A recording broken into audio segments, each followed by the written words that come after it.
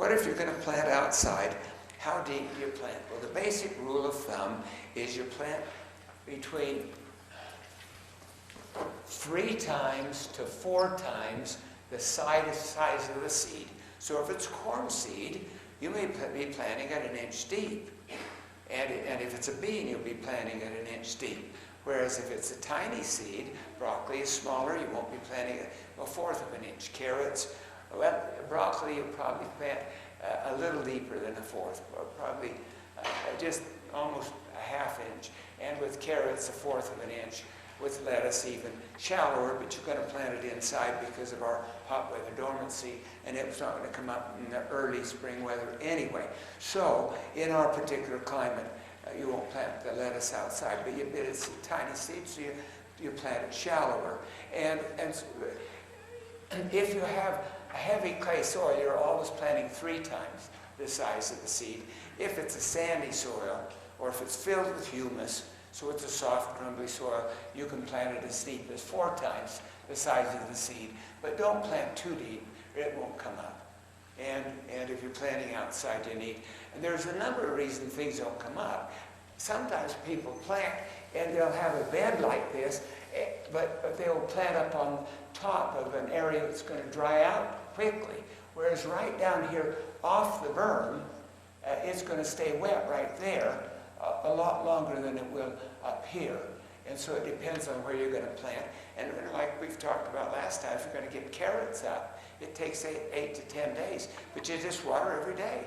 Once they're up, then you switch to twice a week. And so you have to keep it wet. Also, if you're doing all your watering with something like this, you tend to beat on the soil, and you get too much pressure there, and you make a crust.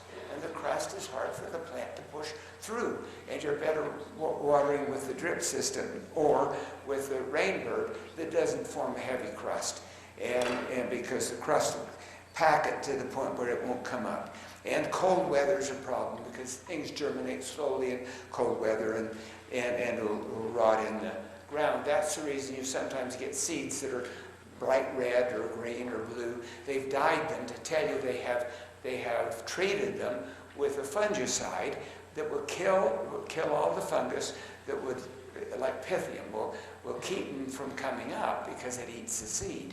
And so they've treated them so that they'll come up. And if you don't want to have the fungicide, you just get one that's not treated. And any of these seed catalogs will tell you whether it's treated seed or not treated seed. And they offer both, so you can get whatever you want, treated or untreated. Now, other reasons, we just mentioned the fungus disease. Other reasons are cutworms and also flea beetles. And the trouble with the flea beetles and cutworms come out of the ground so you don't know that they're there. It's not a big problem around here, but flea beetles are. And they're so tiny that if you don't get down and don't even notice when your plants first come up, they may come up with a perfect stand, and 3 days later they're all gone.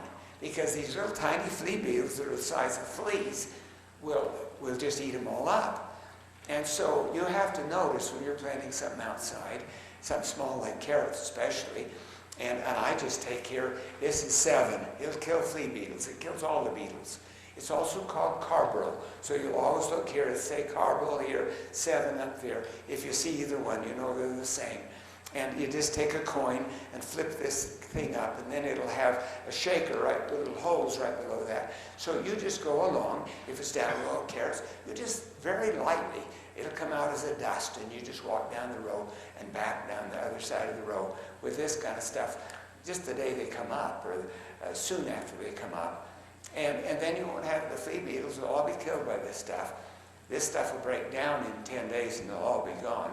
Never affect anything else except that you don't have those little beetles that are going to wipe out your good stand of carrots or broccoli or cauliflower or corn or beans, whatever you're planting in the ground.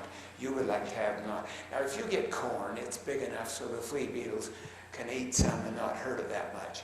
And the same with beans. But you need to be aware with the small stuff and have some 7 available that you can use to make sure you don't lose your stand. Another reason things don't come up is you may be using old seed. And if you get, some things won't last very long. Onions are the most perishable of all seeds. Basic thing you need to remember is keep them cool and dry. And I never leave them in my garage because it's too hot. I just put them in. I've got a room in the house that I use as an office, and I just always put them in there. And we have air conditioning, so it never gets that hot in the house, and it's plenty dry. You keep them cool and dry, and they'll last for a long time. Now, some things last longer than others. Onions, like I say, don't last long. Lettuce will last a couple of years, even into 3, but you get a poorer stand as you keep them longer. You get fewer and fewer of them coming up, and eventually they'll lose some vigor if you keep them too long. And broccoli, you can keep it 3 years with broccoli.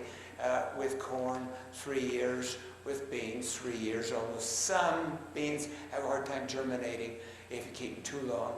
And things, all of the so-called cucurbits, which are all your vine crops like cucumbers and squash and melons, will store a long time. I have actually used a watermelon seed that was 7 years old, and had a perfectly good crop of melons from that old seed. So it stores a lot longer, the melon, all the cucurbit seeds. But it's better. I tend to get new seeds every year. I use some old seeds, some new. If I know it's something like a cantaloupe that's going to store for a long time, I may not, and I've got plenty of seed. I don't order new every year. But some things you really want to. And, we're living in a time when we never know what's going to be available. And if hard times come, you might not be able to get seed. But if every year you order new seed, and then you have some kind of a filing system where you keep the seed. I have it listed under, lettuce and broccoli, and I have certain things together. Cabbage and broccoli and cauliflower are all in the same place. And certain things I keep together, all of the leaf crops and all of this and all of that. But if you keep your seed 2 or 3 years, then if we ever had a time we couldn't get seed, most of your seed, except for onions, will do just fine a second year. Some a third, some a fourth, and like I say, the cucurbits, even 6 or 7 years, it will still be good seed. So it's good if you keep some kind of container with older seed, just so you have it. Now, how do you keep them healthy? We've talked about disease-resistant varieties. What's a hybrid? What's a hybrid? Well, a good example in the animal kingdom, so you'll understand what we're talking about, is a mule. A mule is a hybrid cross between a donkey and a horse. And they cross a donkey and a horse, and you have a mule. And why do you cross the donkey and the horse? Why is a mule better than either of its parents? Well, it tends to be bigger and stronger. It'll pull more. It has more endurance. In hot, like taking various minerals out of Death Valley, where it would get up to 140 degrees in the shade, a horse or a donkey wouldn't survive, but mules survive. That's the reason you hear about the 20-mule team. And that's the advantage of hybrids. They tend to have more vigor, and they tend to be more uniform, and so they have some advantage over either their parents. And so in the plant kingdom, a lot of what we buy in seed catalogs are hybrids. There are a few exceptions. And so if you can, and sometimes people say, well, I want to get an heirloom variety of tomato, and I want to get a variety that was good 100 years ago. The trouble is, heirloom varieties, for the most part, have no disease resistance to anything.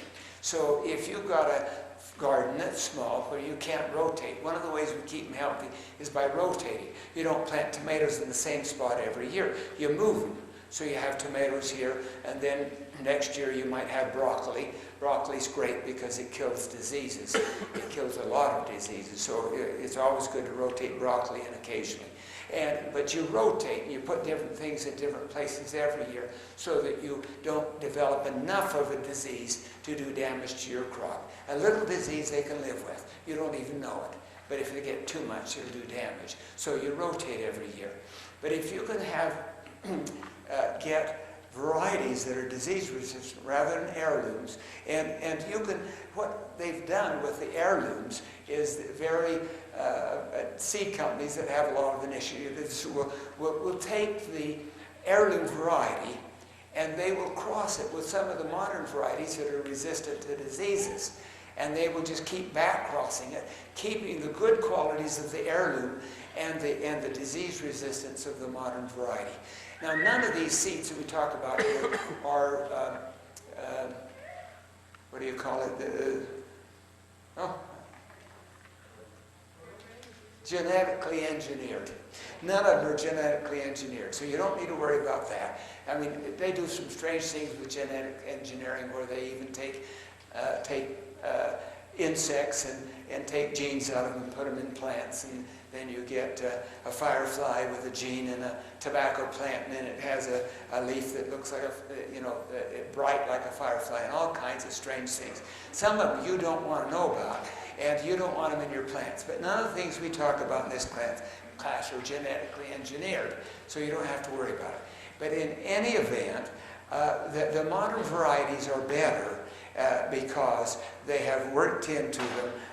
For example, there's a variety of tomato that is Brandywine, which is an heirloom, and it's outstanding taste. But a seed company has taken a Brandywine and mixed it with, and crossed it with Better Boy, and bred it to other varieties that were very disease resistant. And now you have a Brandy Boy.